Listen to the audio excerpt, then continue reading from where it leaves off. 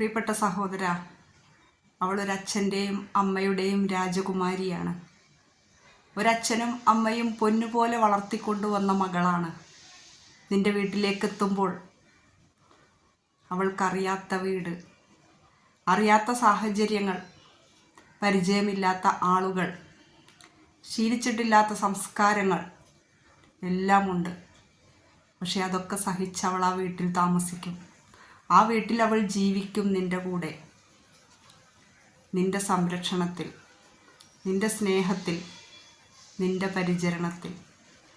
കുത്തുവാക്കുകളുണ്ടാകും, കുറ്റപ്പെടുത്തലുകളുണ്ടാകും, കളിയാക്കലുകളുണ്ടാകും. അതെല്ലാം സഹിച്ച് അവൾ ആ വീട്ടിൽ ജീവിക്കും, നിനക്ക് വേണ്ടി. അവളുടെ ഹൃദയം മുഴുവൻ നീയാണ്. 99% അവൾ ജീവിക്കുന്നത് നിനക്ക് വേണ്ടിയാണ്. നീയില്ലെങ്കിൽ അവൾക്ക് ആർഭാടമുള്ള ഭക്ഷണം ആവശ്യമില്ല.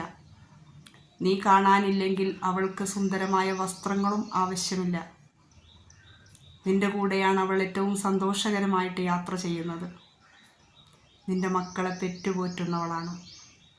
ഉപദ്രവിക്കരുത്, മനസ്സുകൊണ്ട് പോലും കളിയാക്കരുത്.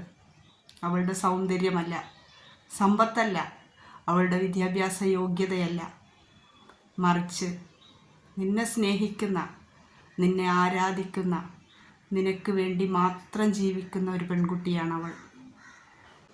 നിന്റെ അവശതയുടെ കാലത്ത്, നിനക്ക് ആരോഗ്യമില്ലാതാകുന്ന കാലത്ത് നിന്നെ പൊന്നുപോലെ സംരക്ഷിക്കും എന്നുള്ള ഉറപ്പാണവൾ. നിന്റെ ജീവിതത്തിലേക്ക് വന്ന പുണ്യമാണവൾ. നീ അവളെ സ്നേഹിക്കണം. സ്നേഹിച്ചാൽ മാത്രം പോരാ, അവൾക്കത് മനസ്സിലാകുന്ന രീതിയിൽ അവളോട് പ്രകടിപ്പിക്കുകയും വേണം. മാസത്തിൽ കുറച്ച് ദിവസങ്ങൾ അവൾക്ക് അവശതയുണ്ടാകും, ക്ഷീണമുണ്ടാകും, വേദനയുണ്ടാകും. ആ സമയത്ത് അവളുടെ കൂടെ നിന്ന് പരിചരിച്ച് സ്നേഹിക്കേണ്ടവനാണ് നീ. കുറ്റപ്പെടുത്തരുത്. നിനക്ക് കഴിയുന്നത്ര നീ അവളെ സ്നേഹിക്കണം. നിന്റെ ജീവിതത്തിൽ നിനക്ക് കിട്ടിയ പുണ്യമാണവൾ. സംരക്ഷിക്കണം.